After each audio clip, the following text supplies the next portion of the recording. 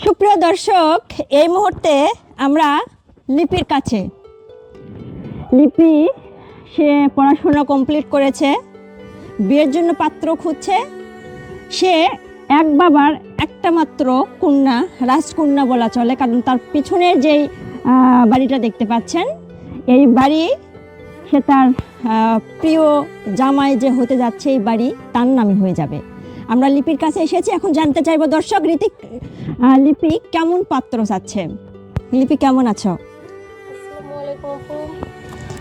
ওয়ালাইকুম আসসালাম। এই তো ভালো আছি। তুমি একটু আগে বলেছিলে যে তুমি অনেক পাত্র দেখেছো, কিন্তু তোমার পছন্দ হয়নি। এখন তুমি অনলাইনে বিয়ের বিজ্ঞপ্তি দিতে আসছো আর কি, তো তুমি কেমন পাত্র চাচ্ছ?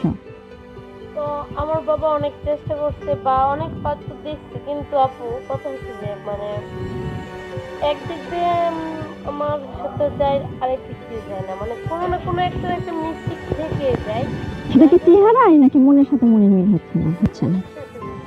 চেহারাটা ফেক না। আচ্ছা, কারণ আমি যাকে নিয়ে ঘর সংসার করবো তার মনটা থাকতে হবে, তার মানে মনের দিকটা আমার খুঁজতে হবে। সে যদি কালো হয় তাতে আমার কোনো সমস্যা নেই। তো এভাবে অনেক দেখা দেখি হচ্ছে, কোনোভাবে হচ্ছে না। তো পরে আপনাদের মাধ্যমে আসছে ইন্টারভিউ দিতে যদি কোনো ভালো পাত্র পাও। আচ্ছা লিপি, তুমি বলেছিলে, দর্শক আমি আবারও বলছি, আমি কিন্তু লিপির যে বিল্ডিংটা দেখতে পাচ্ছেন, লিপির বাড়িতে সরাসরি চলে এসেছে এবং এই বিল্ডিংয়ে লিপি থাকেন। তার বাবা তাকে এই বিল্ডিংটা দিয়েছেন এবং এই বিল্ডিংটা পুরোটা আপনারা দেখেন। লিপি কিন্তু তার এটা হচ্ছে আমার বাবা আমাকে মানে করে দিয়েছে আমার নামে। তো আমাকে যে বিয়ে করবে তাকে আমি ফ্ল্যাটটা লিখে দেব, তাই না? আশেপাশে তো মনে করেন জায়গা জমি আছে, দেখতেই পারতেছেন 2 তলা ফ্ল্যাট। হ্যাঁ, তোমার বাবা কি করতো? অনেক বড় ব্যাংকে চাকরি করতো। আচ্ছা, অনেক বড় ব্যাংকে চাকরি করতে। আচ্ছা, কথাটা কেমন হয়ে গেল। আচ্ছা, যাই হোক, তার বাবা ব্যাংকে চাকরি করত এবং দর্শক আপনারা ইতিমধ্যে অবগত আছেন যে লিপির বাড়িতেই কিন্তু আমরা অবস্থান করছি এবং লিপির পিছনে যে বাড়িটা দেখতে পাচ্ছেন, এই বাড়িটা লিপি লিখে দিবে তার যে জামাই হবে আর কি, তার নামে।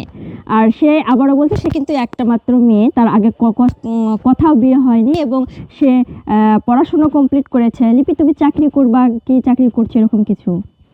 চাকরি আমি আমার বাবার একটা মাত্র মেয়ে, আমার বাবার টাকা পয়সা গাড়ি বাড়ি কোনো কিছু মানে কমতি নাই, তারপরে মানে চাকরিটা করতে চাই নাই, কিন্তু সেরকম ইচ্ছা নেই, বুঝে নিতে তো ওগুলো টাকা পয়সা খাবে কে।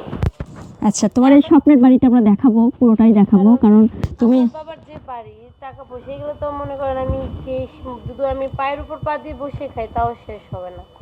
আচ্ছা, তাই না? চাকরি করার ইচ্ছা নাই। আচ্ছা, তো প্রবাসী কিংবা ধরো ছেলে ব্যবসা করে চাকরিজীবী হবে, কিন্তু আমার তো মনের সাথে মিশতে হবে আর কি অ্যাকচুয়ালি। তো দর্শক, আপনারা লিপির মুখ থেকে কথাবার্তা শুনলেন এবং আপনাদেরকে জানানোর চেষ্টা করলাম। আরও কিছু আপনাদের দিব পরবর্তী ভিডিওতে। অবশ্যই আপনারা এই পেজের সাথেই থাকবেন এবং এই মুহূর্তে যারা যারা এই ভিডিও পরিস্থিতি দেখছেন শেয়ার করবেন আশা করছি। ধন্যবাদ সবাইকে।